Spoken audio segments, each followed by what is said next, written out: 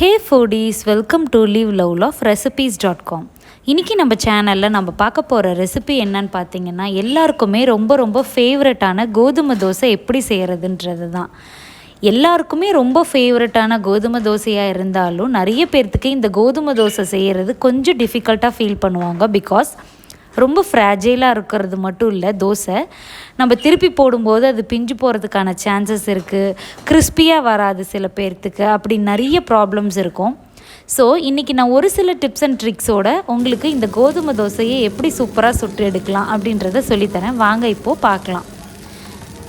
இந்த கிறிஸ்பியான கோதுமை தோசையோட கார சட்னியை தொட்டு சாப்பிடும்போது அவ்வளோ டேஸ்ட்டாக இருக்கும். என்ன தான் கார சட்னி தொட்டு சாப்பிட்டாலும் எனக்கு ஒரு தோசைக்காவது சுகர் தொட்டு சாப்பிட்றது ரொம்ப பிடிக்கும்.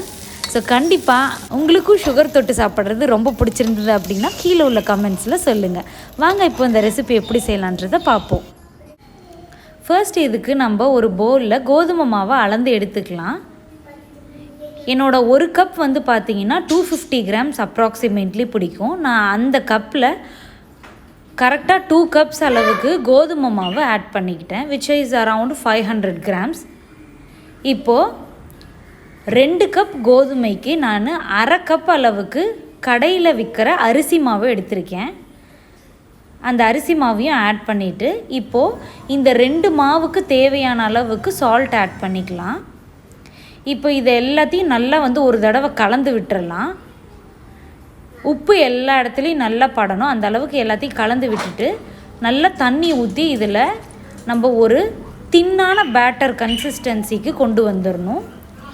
இந்த பேட்டர் கன்சிஸ்டன்சி பார்த்திங்கன்னா நம்ம தோசை ஊற்றுறோம் இல்லையா, அந்த மாவை விடவே ரொம்ப தண்ணியாக இருக்கணும். அப்போ தான் நம்மளுக்கு சூப்பராக தோசை மொறுமொறுன்னு கிடைக்கும். ஸோ கொஞ்சம் கொஞ்சமாக தண்ணி ஆட் பண்ணி நல்லா ஒரு தின்னான பேட்டர் அளவுக்கு கரைச்சி வச்சுக்கோங்க. உள்ளார எந்த லம்ஸும் இல்லாத அளவுக்கு கரைச்சிக்கோங்க. இந்த மாதிரி ஒரு விஸ்கை வச்சு பண்ணிங்க அப்படின்னா நம்மளோட ஒர்க் ரொம்ப ஈஸியாக இருக்கும். உள்ளார ஏதாவது லம்ஸ் இருந்தது அப்படின்னா இந்த விஸ்க் எல்லாத்தையுமே எடுத்துரும். கொஞ்சம் கொஞ்சமாகவே தண்ணி ஊற்றி நல்லா கலந்துருங்க. பார்த்திங்களா, இப்போ விஸ்கை ஒரு வாட்டி அப்படியே லைட்டாக நம்ம தூக்கணும் அப்படின்னா மாவு நிற்கக்கூடாது, அதில் நல்லா அந்த அளவுக்கு தண்ணியாக இருக்கணும். பார்த்து அந்த அளவுக்கு கரைச்சி எடுத்துக்கோங்க. பார்த்திங்களா, இந்த அளவுக்கு மாவு கரைச்சதுக்கு அப்புறமா இப்போது பொடி பொடியாக சாப் பண்ணி வச்சுருக்கிற கருவேப்பிலை, பொடி பொடியாக கட் பண்ணி வச்சுருக்கிற 3 பச்சை மிளகாய் ஆட் பண்ணியிருக்கேன். ஒரு மீடியம் சைஸ் வெங்காயத்தை நல்லா பொடியாக சாப் பண்ணி அதையும் ஆட் பண்ணிக்கலாம். உங்களுக்கு இந்த தோசையில் கொத்தமல்லியோட ஸ்மெல் பிடிக்கும் அப்படின்னா நீங்கள் கொத்தமல்லி இலை கூட ஆட் பண்ணிக்கலாம். 1.5 டீஸ்பூன் அளவுக்கு ஜீரகம் ஆட் பண்ணியிருக்கேன். இப்போது இது எல்லாத்தையுமே நல்லா கலந்துடலாம். இதில் நீங்கள் துருவின இஞ்சி அண்ட் ஒரு 1/2 டீஸ்பூன் அளவுக்கு கோர்ஸான பெப்பர் பவுடரும் ஆட் பண்ணிக்கலாம். ரொம்ப டேஸ்டியாக இருக்கும். இப்போது மாவை நல்லா கலந்ததுக்கப்புறமா இதை மூடி வச்சு ரெஸ்ட் பண்ணிடணும். ஒரு 1/2 an hour to 1 hour இதை ரெஸ்ட் பண்ணிங்க அப்படின்னா மட்டும்தான் நம்மளுக்கு சூப்பரான கிறிஸ்பியான தோசை கிடைக்கும். ஏன்னு பார்த்தீங்கன்னா இந்த மாவை நம்ம எதுவுமே இந்த புளிக்கிறதுக்கான விஷயங்களை ஆட் பண்ணலை, விச் மீன்ஸ் லைக் பேக்கிங் சோடாவோ இல்லை நம்ம தயிரோ எதுவுமே ஆட் பண்ணலை. அப்படியே ஃப்ரெஷ்ஷாக ப்ரிப்பேர் பண்ணி செய்கிறோம். அப்படின்றதுனால இதுக்கு ரெஸ்டிங் டைம் கண்டிப்பாக தேவை. So 1/2 an hour to 1 hour கண்டிப்பாக இதை ரெஸ்ட் பண்ணிவிட்டு அதுக்கப்புறமா நீங்கள் தோசை சுட்டிங்க அப்படின்னா சூப்பரான கிறிஸ்பியான தோசை நம்மளுக்கு கிடைக்கும்.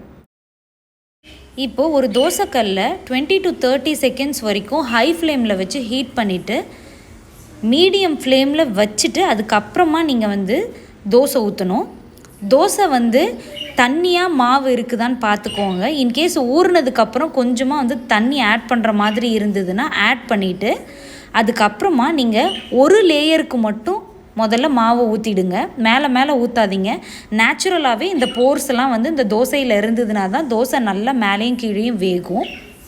சுற்றியும் நல்லா எண்ணெயை ஊற்றிடுங்க. மாவு ஊற்றுனதுக்கு அப்புறமா நீங்கள் ஹை ஃப்ளேமில் வச்சு சுட்டுடுங்க. லோ ஃப்ளேமில் இருந்தது அப்படின்னா அடை மாதிரி ஆகிடும், நம்மளுக்கு கிறிஸ்பியாக வராது. ஸோ மாவு ஊற்றின உடனேவே ஹை ஃப்ளேமில் வச்சுக்கோங்க. நல்லா எண்ணெய்லாம் ஊற்றிட்டு 3 நிமிஷம் வரைக்கும் ஆகும் ஒரு சைடு வேகிறதுக்கு. அதனால் பொறுமையாக அந்த டைம் வரைக்கும் வெயிட் பண்ணி அதுக்கப்புறமா திருப்பி போடுங்க. திருப்பி போட்டதுக்கப்புறம் ஒரு 1/2 மினிட் மட்டும் வெந்ததுன்னா போதும் இன்னொரு சைடு. அதுக்கப்புறமா நம்ம எடுத்து சர்வ் பண்ணிடலாம். கிறிஸ்பியான தோசை சூப்பராக ரெடி ஆகிடும். நான் சொன்ன சின்ன சின்ன டிப்ஸ் அண்ட் ட்ரிக்ஸ் எல்லாம் ஃபாலோ பண்ணி நீங்களும் உங்கள் வீட்டில் கோதுமை தோசை செஞ்சு பாருங்கள். எப்படி வந்திருக்குன்றதை கமெண்ட்ஸில் சொல்லுங்கள். இந்த ரெசிபி உங்களுக்கு பிடிச்சிருந்ததுன்னா லைக் பண்ணுங்கள், உங்கள் ஃப்ரெண்ட்ஸ் அண்ட் ரிலேட்டிவ்ஸ் கூட ஷேர் பண்ணுங்கள், அண்ட் மறக்காமல் நம்ம சேனலையும் சப்ஸ்கிரைப் பண்ணுங்கள். தேங்க்ஸ் ஃபார் வாட்சிங்.